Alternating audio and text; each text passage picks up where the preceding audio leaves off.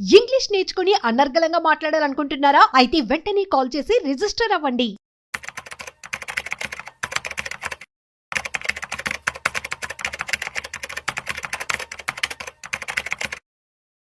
నమస్కారం అండి. నమస్తే. ఇప్పుడు మనం చూసుకుంటున్నట్లయితే గోల్డ్ రేట్ చాలా హైగా ఇంకా పెరుగుతూనే ఉంది. ఇప్పుడు చూస్తున్న కొద్దీ పెరుగుతూ వస్తుంది. అయితే కొత్తగా ఇన్వెస్ట్ చేయాలనుకునే వాళ్ళకి ఇంకా మీద కూడా ఏమైనా ప్రాఫిట్స్ వచ్చే అవకాశం ఉందంటారా? అంటే మళ్ళీ ఇంకేమైనా పెరిగే అవకాశం ఉందా మనకి గోల్డ్? సో బేసికల్గా ఏంటంటే అంటే లాస్ట్ ఇయర్ బాగా మూవ్ అయిందని ఒక రీజన్ తీసుకొని మాత్రం ఇన్వెస్ట్ చేయొద్దండి. లాస్ట్ ఇయర్ 32% దాకా వచ్చేసింది లాస్ట్ 1 year లోనే. అండ్ ఇప్పుడు అంత రాదు. ఈవెన్ అందులో 1/4 కూడా రాదు. ఏ అసెట్ అయినా సరే సైక్లికల్ నేచర్ ఉంటుంది. స్ట్రాంగ్గా మూవ్ అయ్యాం అనుకోండి, అంతే స్ట్రాంగ్గా సైడ్ మార్కెట్కి వెళ్ళిపోతుంటుంది. అందుకని దాని నేచర్ ఎంత ఉందో అంతే మూవ్ అవుతుంది. బేసికల్గా స్టాక్స్ అయితే మనం ఏటీఆర్ అంటాం, యావరేజ్ టు రేంజ్ అంటాం. అంటే లాస్ట్ 14 క్యాండిల్ యావరేజ్ చేసి మనం చెప్తాం అనమాట. అందుకని రిలయన్స్ ఎంత పోతుంది పర్ డే అంటే మన క్లారిటీ ఉంటుంది. మంత్లీ ఎంత పోతుంది అంటే మన క్లారిటీ ఉంటుంది. నిఫ్టీ ఎంత పోతుంది అంటే నిఫ్టీ పర్ డే వచ్చేసరికల్లా 250 points యావరేజ్ మీద. అంతే తప్ప 1000 points పోద్ది అని అలా ఎక్స్పెక్ట్ చేయకూడదు. దాని హిస్టరీ మనకు చెప్తుంటుంది, అది క్లూ. అలాగే పర్ వీక్ ఎంత పోద్ది అంటే 650 points. పర్ మంత్ ఎంత పోతుంది అంటే ఆల్మోస్ట్ 1400 points. అంటే క్లారిటీ ఉంటుంది ఈ అసెట్ ఎంత పోతుంది యావరేజ్ మీద అని అనమాట. ఈ యావరేజ్ కన్నా ఎక్కువ మూవ్ అవుతే మనం వాలటిలిటీ అంటాం. ఇది దాటి ఎక్కువ మూవ్ అయిందంటే వాలటిలిటీ వచ్చింది అనుకోండి, తర్వాత ఏమంటే వాలటిలిటీ కూల్ అయ్యి నేరో రేంజ్కి వెళ్ళిపోద్ది మళ్ళీ.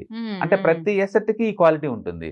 అందుకని పరిగెత్తుకుంటూ పోతే అంటే పోవు. ఈవెన్ రియల్ ఎస్టేట్ కూడా చూడండి, ఒక 5 years మూవ్ అయింది అనుకోండి, నెక్స్ట్ 5 years ఆగిపోతాయి, డౌన్ అవుతాయి. అలాగనే ఈవెన్ గోల్డ్ కూడా అంతే. అంతెందుకు లాస్ట్ 1 month లో గోల్డ్ పెరిగింది 4% అండి.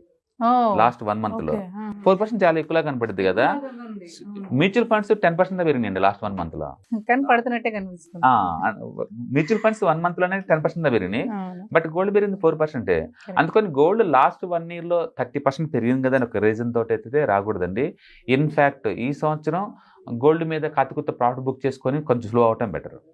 మీరు హెడ్జింగ్ కోసం అయితే పెట్టచ్చు, ఇయర్లీ యావరేజ్ మీద ఒక 10 to 12% కోసం అయితే పెట్టచ్చు. బట్ లాస్ట్ ఇయర్ రిటర్న్స్ లాగా వస్తే మాత్రం అది వర్కౌట్ అవ్వదు. ఎందుకంటే సెంట్రల్ బ్యాంక్ సపోర్ట్ చేస్తున్నాయి కాబట్టి గోల్డ్ ప్రైస్ సస్టైన్ అవుతుంది. అదేదో కొలాప్స్ అవుద్దని కాదు, బట్ టైం కరెక్షన్ ఖచ్చితంగా వెళ్తుంది.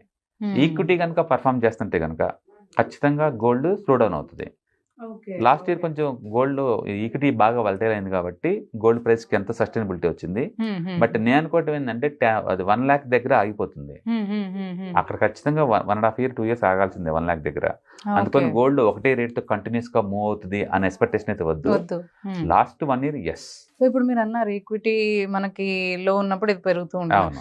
ఇప్పుడు కూడా అదే నా రీజన్. అంటే మనకి మార్కెట్ కొంచెం ఇందులో డౌన్ ఉంది కాబట్టి గోల్డ్ ఏమైనా పెరిగే అంటే ఒక ఇండియన్ సినారీ ఒకటే కాదు. గోల్డ్ అనేది యూనివర్సల్ మెటల్స్ ఎప్పుడు వరల్డ్ వైడ్ గా ఒకేలాగా మూవ్ అవుతా ఉంటాయి అనమాట.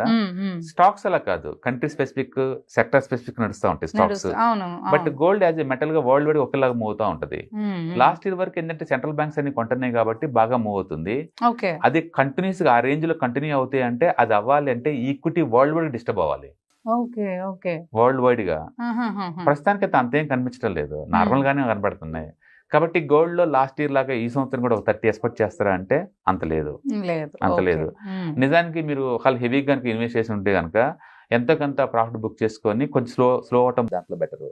ఒకవేళ హెడ్జింగ్ కోసం కనుక తీసుకుంటే కనుక మీరు ఉంచుకోవచ్చు అంతే. మీరు 10% కోసం అయితే ప్రయాణం కోసం అయితే ఉంచుకోవచ్చు, హెడ్జింగ్ కోసం ఉంటే ఉంచుకోవచ్చు.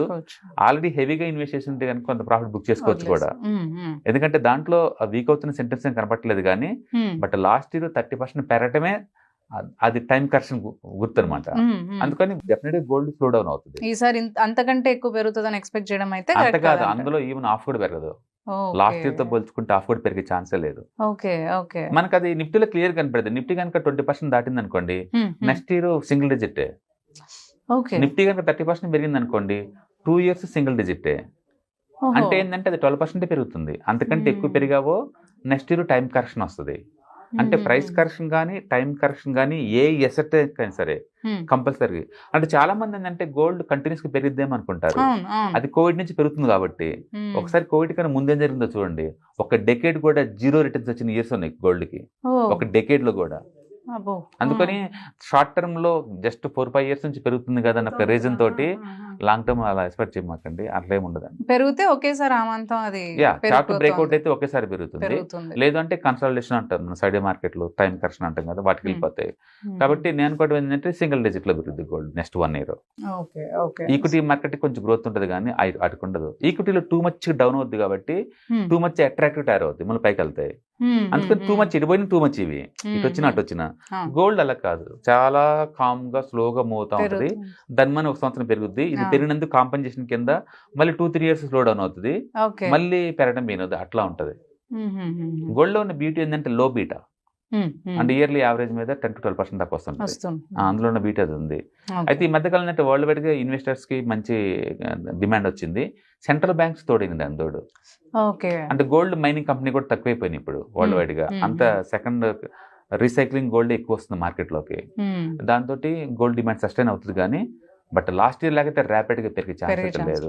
అంటే ఎవరైనా హెవీగా గోల్డ్ ఇన్వెస్ట్ చేస్తే కనుక కొంత ప్రాఫిట్ బుక్ చేసుకోవడం బెటర్ ఈ రేంజ్ లో. ఓకే అండి, థ్యాంక్ యూ. హాయ్, మార్కెట్స్ చాలా వాలటిలిటీ ఉన్నాయని భయపడుతున్నారా? మార్కెట్ ఆల్ టైమ్ హైలో ఉందని దూరంగా ఉండాలనుకుంటున్నారా? ఏది రైట్ టైం మార్కెట్ లో ఎంటర్ అవడానికి, ఏది బెస్ట్ టైం మార్కెట్ లోంచి బయటకు పోవడానికి తెలుసుకోవాలనుకుంటున్నారా? మార్కెట్ లో mutual funds, ETFs, index funds ద్వారా మనీ మేక్ చేద్దాం అనుకున్నారా? ఇలాంటి మీ డౌట్స్ కి క్లారిఫికేషన్ కోసం ఈ webinar ETFs, index funds and mutual funds course లో జాయిన్ అవ్వండి, మీ డౌట్స్ క్లారిఫికేషన్ చేసుకోండి. Every month Saturday, Sunday and Monday conduct చేసే ఈ కోర్సులో మీకు ఈటీఎఫ్స్ అంటే ఏంటి, ఇండెక్స్ ఫండ్స్ అంటే ఏంటి, మ్యూచువల్ ఫండ్స్ అంటే ఏంటి, different type of ETFs, index funds, mutual funds అంటే ఏంటి, ఇందులో ఇన్వెస్ట్ చేయడం ద్వారా లాంగ్ టర్మ్ లో వెల్త్ ఎలా క్రియేట్ చేసుకోవాలా, షార్ట్ టర్మ్ లో ఎలా వెల్త్ క్రియేట్ చేసుకోవాలా, ఎనీబడి కెన్ ట్రేడ్ ప్రోగ్రామ్ ఎలా పార్టిసిపేట్ చేయాలా, ఇలాంటి అన్నిటికీ మీకు ఆన్సర్ దొరుకుతుంది. కాబట్టి మీకు ఎవరికన్నా ఇలాంటి వాటిలో వెల్త్ క్రియేట్ చేయాలని కనుక ఇంట్రెస్ట్ కనుక ఉంటే కింద స్క్రోల్ అవుతున్న నెంబర్ కి కాల్ చేయడం ద్వారా మీ సీట్ ని బుక్ చేసుకోండి. Thank you.